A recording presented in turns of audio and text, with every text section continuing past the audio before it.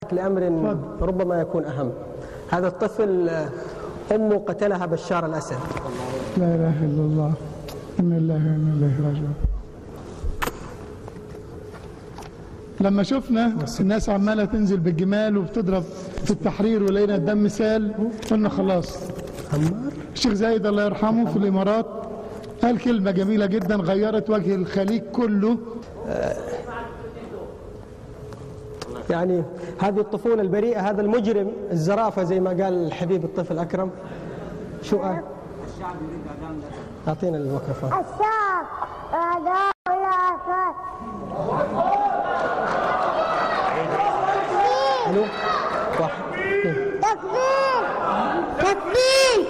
تكبير تكبير تكبير تكبير تكبير تكبير. الشعب يريد إعدام الأسد. الشعب إعدام الأسد. الشعب إعدام الأسد. الشعب يريد إعدام الأسد. الشعب يريد إعدام الأسد. ادعونا بالشفاء مع مرض الكبد.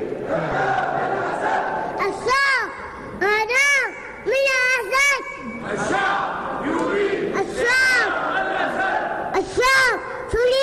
إعدام الأسد. الشعب إعدام اسمك ايش الأسد. حبيبي؟ اسمك ايه؟ اسمك ايه؟ عمر. عمر. ادعو أيضا لعمر بالشفاء، عنده نعم مرض الكبد. الشعب يريد إعدام الأسد. الشعب يريد إعدام الأسد. الشعب يريد إعدام الأسد. كم الشعب. عمرك يا عمر؟ كم عمرك؟ سنة؟ اثنين؟ 4. الدكتور عبد العال وينه؟ وين رائد الطب الشعب الجديد؟ يريد وين الدكتور إعدام عبد العال؟ الأسد. دكتور؟ وين الدكتور عبد العال؟ مشى؟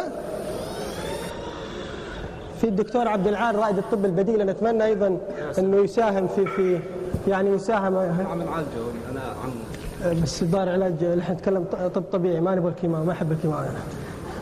يا حبيبي يلا الله يشفيك، الله يشفيك يا بطل.